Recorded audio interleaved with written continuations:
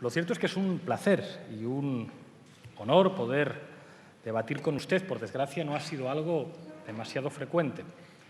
Es, en realidad, la primera vez que debato con usted. Coincidimos una vez en un debate de televisión junto con otros candidatos y que podamos debatir es algo positivo. Me sorprende que a veces en esta Cámara, en los debates de investidura, digamos que algunos intervinientes salen con las cosas preparadas. Yo me voy a ceñir a la intervención que ha hecho usted porque creo que es algo positivo que debatamos aquí y que hagamos referencia a las cosas que se nos dicen. Usted dice que quiere ser estupendo. Usted lo es. A mí me parece usted un señor estupendo y creo que usted tiene muchas cosas buenas. Tiene usted sentido del humor, es usted un tipo irónico, creo que es usted un parlamentario con retranca que atrae nuestra atención cuando se sube a la tribuna y que es interesante debatir con usted. Si el problema no es ese, si el problema no es personal, señor Rajoy, no es que ustedes no tengan algo bueno, en lo personal seguro que sí, como todo el mundo. El problema son los resultados de su gobierno, de sus gobiernos. Y estará usted de acuerdo conmigo que razones para ser autocríticos ustedes tienen que tener. Ha habido una cosa, tanto en su intervención como en la del señor Sánchez, que me ha llamado la atención a propósito de las devaluaciones. Ha dicho usted, hemos salido de una crisis sin devaluar. Bueno, claro, ya, es que España no puede devaluar la moneda. Sería una cosa impresionante que saliéramos de una crisis devaluando. Del mismo modo que el señor Sánchez decía que hay que implementar políticas monetarias interesantes. Ya, lo que pasa es que eso no depende de nuestro país, depende básicamente del Banco Central Europeo. Está bien debatir de estas cosas. Y esto tiene un elemento curioso. Yo no sé si le ha traicionado el subconsciente, porque ha dicho usted, hemos salido de la crisis sin devaluar la moneda. Claro, devaluar la moneda no se puede porque no hay peseta. Entonces, ¿qué es lo que se puede devaluar? Los salarios, las condiciones de vida de la gente. Si le damos la vuelta a lo que ha dicho usted, después de decir con simpatía lo evidente, lo que usted ha reconocido es que claro que hemos salido de una crisis devaluando, porque no se puede salir de una crisis sin devaluar, en este caso, los salarios. Usted decía que es usted demócrata. Bueno, claro, esto es muy fácil de decir. Lo que pasa es que ser demócrata tiene una serie de implicaciones. Se lo decía antes en mi intervención a propósito de la noción de soberanía. En el aniversario en el que ustedes llegan a un acuerdo para reformar el artículo 135 de la Constitución, que entrega la soberanía de nuestro país a poderes exteriores y hace que, independientemente de lo que decida el Parlamento, que es el depositario de la soberanía popular, un gobierno esté obligado a tomar medidas que pueden afectar a su gente, pues entienda usted si le digo que eso es pues por lo menos asumir un déficit democrático para nuestro país. Cuando el Parlamento no puede decidir y lo deciden desde fuera, tenemos un poquito menos de democracia. Los que recortan la democracia, creo yo, son menos demócratas que los que entienden que las decisiones de un país la tienen que tomar las gentes de su país a través de sus representantes y no los poderes financieros y la señora Merkel.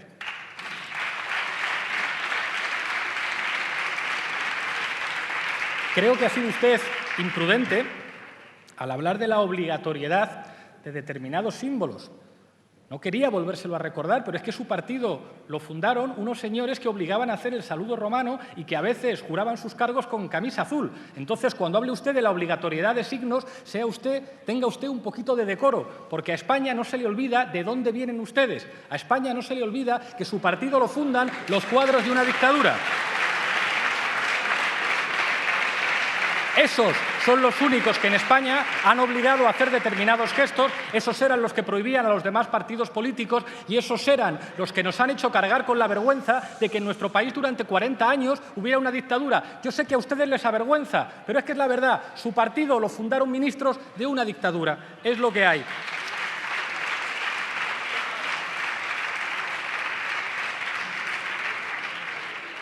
La gente, si el problema aquí no es ¿a quién le vota cada uno?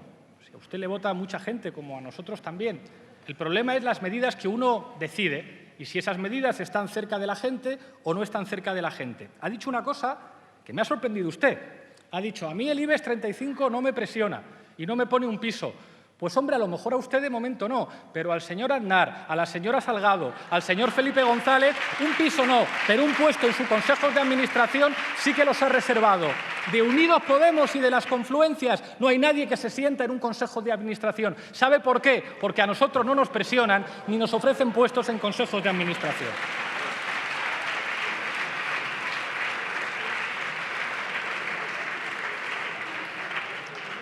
Ha dicho usted también, a propósito de la soberanía, que a usted no le presiona nadie y que hacer política, al fin y al cabo, es trabajar para la gente. Pero claro, usted ayer dijo una cosa, ayer dijo, hace falta un gobierno que no asuste a los inversores y que no asuste a los socios europeos. ¿En qué quedamos, señor Mariano Rajoy? ¿Su gobierno ante quién da la cara? ¿Ante los inversores y los socios europeos o ante los ciudadanos? Tenemos dos concepciones de la democracia distintas. Nosotros pensamos que un gobierno da la cara ante los ciudadanos. Hablaba usted de Grecia y la cosa tiene narices, con perdón. Resulta que como consecuencia de la gestión de su partido hermano en Grecia, Nueva Democracia, donde el señor Lucas Papademos, como al parecer hizo Montoro también, falseaba la contabilidad, resulta que convierten a un país de la Unión Europea en un protectorado y usted lo celebra. Un país que no tiene capacidad para tomar decisiones políticas y usted está encantadísimo de que su partido hermano allí destroce la economía griega, que lo conviertan en un protectorado, que es una humillación para el espíritu europeo, y usted presume y saca pecho, diciendo no, si al fin y al cabo en Europa tenemos que hacer lo que nos dicen desde Alemania o nos convertimos en un protectorado. Pues eso, señor Mariano Rajoy, es incompatible con ser demócrata y con defender la soberanía.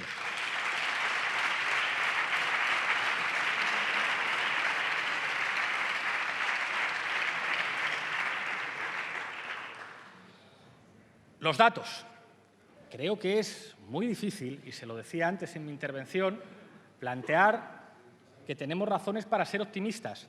Era ya poco creíble lo que decía el señor Aznar cuando hablaba del España va bien, y eso que era la época de la burbuja, era la época de los pelotazos urbanísticos y la época en la que su gestión convirtió la corrupción en una forma de gobierno y de aquellos polvos estos lodos. Pero plantear en el año 2016 que España va bien, que los datos económicos llaman al optimismo, cuando encabezamos las estadísticas europeas en desigualdad, que detrás de esas estadísticas hay personas, hay gente que no llega a fin de mes, niños que sufren pobreza, niños que no se alimentan adecuadamente, jóvenes que se tienen que marchar de España. No diga usted que España va bien. España son los españoles, no la tranquilidad de los inversores ni la tranquilidad de sus socios europeos.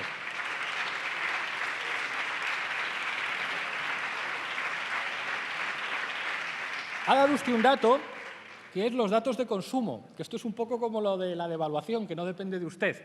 Claro, cuando resulta que la relación euro-dólar cambia, cuando los precios del petróleo cambian y cuando además los últimos meses de su gestión ustedes empiezan a hacer lo que algunos decimos que hay que hacer, políticas más expansivas, aflojar un poco más, entonces hay algunos datos del consumo que llaman al optimismo, pero a partir de lo contrario a lo que hacen ustedes. Si ustedes reducen los salarios, si ustedes aumentan la precariedad laboral, ¿cómo va a aumentar el consumo? Usted dirá, no, nuestras reformas laborales no han contribuido a disminuir la capacidad negociadora de los trabajadores, sus salarios y sus condiciones. Entonces, ¿por qué les hicieron una huelga general? A ustedes y a ustedes, a los dos huelgas generales por sus reformas laborales. Eso lo hacen los trabajadores porque sus reformas impiden su capacidad negociadora, disminuyen los salarios y aumentan la precariedad. Y eso se traduce en menos consumo, señor Mariano Rajoy.